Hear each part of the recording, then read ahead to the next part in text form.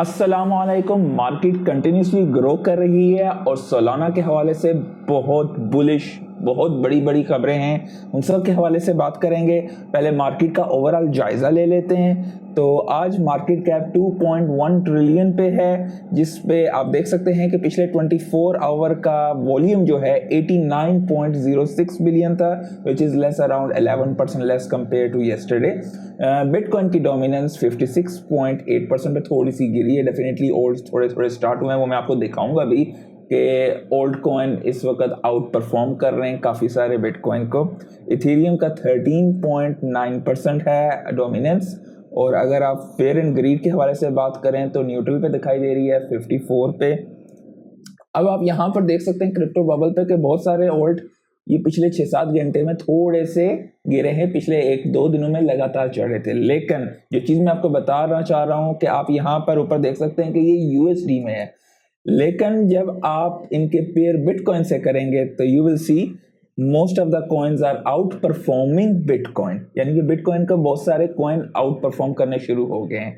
तो क्या old season start हो चुका है या होने वाला है? अभी नहीं, थोड़ा सा इंतजार करें, लेकिन जब ओल्ड सीजन स्टार्ट होगा तो यू विल फील, आपको एग्जैक्टली पता चलेगा, क्योंकि आप पे जी फोर्स लग रही होगी। जिसने नहीं लिया है वो रोता ही रहेगा। तो एनीवेज आगे बात करते हैं उसके हवाले से। पहले हम बिटकॉइन के अंदर कितने स्पोर्ट बीटीसी के इनफ्लोज आज आए हैं 19 सितंबर का 158.30 मिलियन का इनफ्लो आया है बिटकॉइन में, और 19 सितंबर को इथेरियम में भी 5.20 मिलियन का स्पोर्ट ETF इनफ्लो आया है। और आप हीट मैप में भी देख सकते हैं, डेफिनेटली आईबिट इज द बिगेस्ट, कुछ मेजर यहाँ पर डिफरेंसेस नहीं है। तो बात करते हैं सोलाना के हवाले से।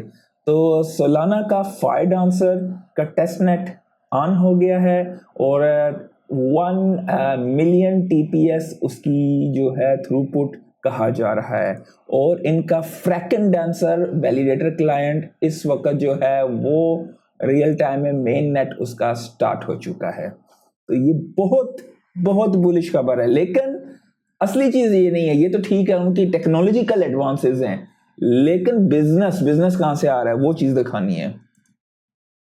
डेजन न्यूज की खबर है 1.3 ट्रिलियन डॉलर का एसेट मैनेजर है FTI US, इसे फ्रैंकलिन टेम्पल्टन कहते हैं। ये म्यूचुअल फंड लॉन्च करने वाले हैं सोलाना पे। सिंपली 2 वजह, चीपर फास्टर। उसके बाद एक और, ये तो म्यूचुअल फंड के हवाले से भी जो लोग मेरे दोस्त मेरे स्टॉक्स में, म्यूचुअल फंड्स में, इंडेक्स फंड में या ETFs में इन्वेस्टमेंट करते हैं, डेफिनेटली आप लोग समझते हैं कि म्यूचुअल फंड के, अगर आप चाहते हैं तो डेफिनेटली मुझे कमेंट्स में बताइएगा। तो म्यूचुअल फंड के हवाले से भी मैं आपको इंफॉर्मेशन शेयर करूंगा कि वो किस तरीके से वर्क करते हैं। तो वो तो खैर एक चीज़ हो गई है।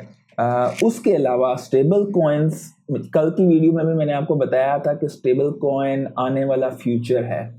डेफिनेटली उसमें आप कह सकते हैं कि गवर्नमेंट रेगुलेटेड भी होंगे और इस तरह के भी बड़े अदारों के भी होंगे। तो उसके अलावा यूरो का जो स्टेबल कॉइन है, ये उनकी है SOC गवर्नमेंट, वो अब उनका फ्लॉप हुआ था इथेरियम पे, वो सोलाना पे ट्राई करेंगे। ये बाकायदा फ्रेंच फाइनेंशियल सर्विसेज जो हैं वो सोलाना पे क्यों बैट कर रही हैं? क्योंकि वो फास्टर और चीपर चेन है। और यही वजह है बाय द वे कि आप देख सकते हो कि बड़ी बड़ी जो सी भी हैं अदारे, वो भी सोलाना को, पेपल भी सोलाना को यूज़ कर रहा है, शॉपिफाई भी सोलाना को यूज़ कर रहा है। It's just the beginning. और आप ये देख सकते हैं नीचे इन्फॉर्मेशन सिंगापुर की, इन्होंने बाकायदा फ्राइडे को जो है फ्रेंच फाइनेंशियल सर्विसेज ने इस चीज़ का ऐलान किया है। उनका जो टिकर सिंबल है EURCV। तो डेफिनेटली ये अपना यूरो स्टेबल कॉइन सोलाना की ब्लॉकचेन पे लॉन्च करेंगे। Definitely let's see how it plays out. Definitely इस चीपर, अगर एक आम बंदा है जिसका ट्रांजेक्शन पे कंजेस्शन हो जाए, तो पिछले साइकिल में हम लोग क्या कर रहे थे, एक NFT आप 70-70 80-80 डॉलर दे के खाली ट्रांसफर, आपको $1 की चीज़ ट्रांसफर करनी है, $80 तो दे नहीं सकते ना। तो सोलाना पे वो आपकी माइन्यूट सी कॉस्ट आती है, it's cheaper than over normal utilisation. आपका बैंकिंग फाइनेंस सिस्टम सारा हिल जाएगा if it really works. Solana break point community बहुत खुश है। 2024 the closest thing crypto has ever had to an Apple product announcement. तो आप समझ सकते हैं एप्पल के आजकल के तो नहीं, आजकल के उनके मोबाइलों के शुगर ही लगे हुए हैं, एक इधर से लेंस को इधर कर दिया उधर कर दिया, जो पहले दौर था आज से 8-9 ईयर्स पहले, तो डेफिनेटली आपको उस तरह की वाइब्स आ रही हैं सोलाना पे। अब बीटीसी के हवाले से बात करते हैं। जितने भी शॉर्ट टर्म, आपको मैं ये दिखा दूं पहले, ये जो ब्लैक लाइन है ये बेसिकली इसकी प्राइस है लॉगरिथम चार्ट के मुताबिक। तो आप यहाँ पर देख सकते हैं कि ये वाली लाइन और ये वाली लाइन ये इंडिकेट कर रही है कि जितने भी हम जैसे रिटेल लोग हैं, वीक हैंड्स, हमसे पैसा बहुत तेजी से ट्रांसफर हुआ है। तो पैसे से मुराद बिटकॉइन स्ट्रॉन्ग हैंड्स में। ये पहले हुआ था 2012 में कमजोर पर, इतना लोग जो हैं शेक आउट हुए हैं। तो डेफिनेटली इसलिए हमेशा कहता हूँ लेवरेज हराम भी है, बचो उससे, और वही चीज लो जिसको आपको कल को फौरन बेचनी ना पड़े। इन्वेस्टमेंट की तरफ ज्यादा जाया करो। ट्रेडिंग ठीक है करते भी हो तो एक छोटा सा portfolio, definitely future option trading perpetuals वगैरह से बचो, डोंट डू इट। थोड़ा मिलेगा लेकिन मिलेगा अल्हम्दुलिल्लाह, तो इट्स गुड। तो जब बात आए बिटकॉइन की, तो माइक्रो स्ट्रेटेजी की बात ना हो ये तो हो नहीं सकता। तो सेलर भाई ने जो है तकरीबन 458 मिलियन के और बिटकॉइन खरीद लिए हैं।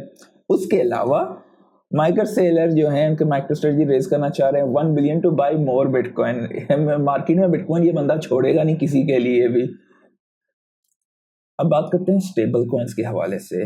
ये खबर आई है कि ये बर्नस्टीन ने ये खबर दी है कि स्टेबल कॉइन्स इस वक्त 18th जो स्टेबल कॉइन के इशूअर्स हैं वो 18th लार्जेस्ट होल्डर हैं यूएस की ट्रेजरीज के।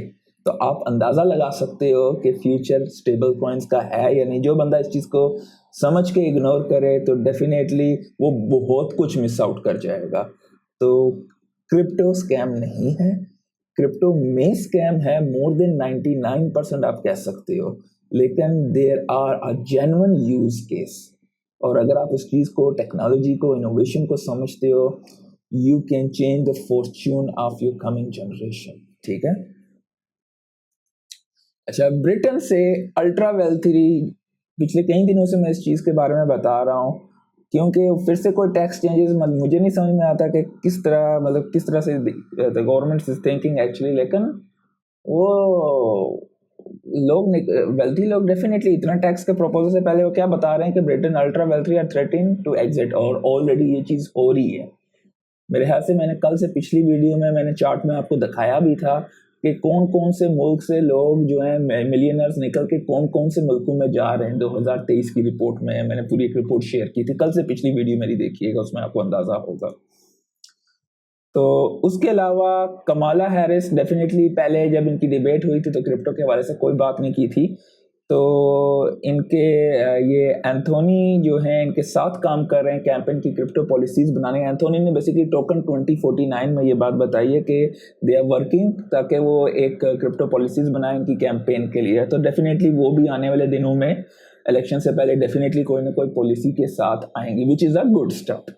बट लेट्स सी हार्श हैं या खाली जस्ट फॉर द वोटिंग के लिए हो रहा है। जर्मनी ने काम किया है कि इनको असल में सर्वर और कुछ डाटा वगैरह मिला है, तो कुछ क्रिप्टो एक्सचेंजेस की जो हेरा फेरी करती थी तो उनको एक किस्म की वार्निंग दी है, सी यू सून, यानी कि तुम लोगों को मिलेंगे हम।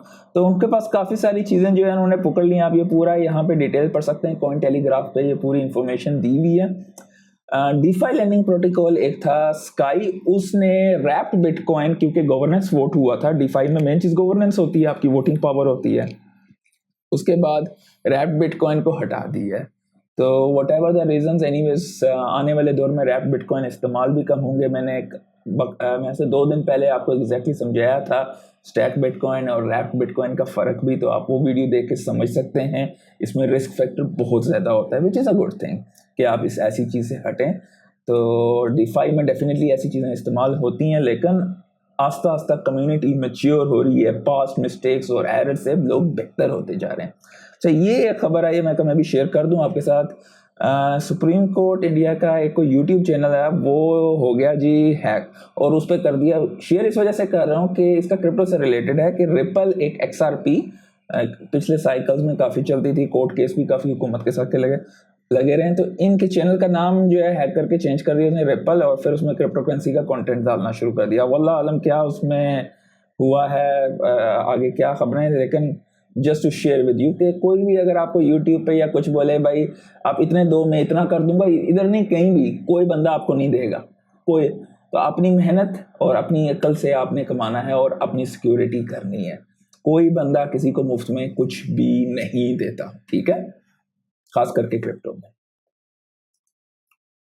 ये एक बंदे हैं जैक एक्सबीटी, आप इन्हें आप ट्विटर पे भी यानी कि एक्स पे भी फॉलो करें। काफ़ी वो करते हैं साइबर क्रिमिनल्स वगैरह को। तो इन्होंने तकरीबन ये 243 मिलियन का क्रिप्टो का भी एक जो है वो बेनकाब किया है। इन्होंने आइडेंटिफाई किए हैं डैकर जो इन्होंने सोशल इंजीनियरिंग करके ठगा था 243 मिलियन। तो आप ये मज़ीद डिटेल्स देख सकते हैं बीन क्रिप्टो पे, या डायरेक्ट आप इनको एक्स पे फॉलो करके आप वहाँ से भी सारी इन्फॉर्मेशन हासिल कर सकते हैं। पूरी डिटेल बताइए किस तरह की सोशल इंजीनियरिंग करके मासूम लोगों को जो है इस्तेमाल किया। इससे आपको सीखने को मिलेगा कि next time it happens with you so you can be safe.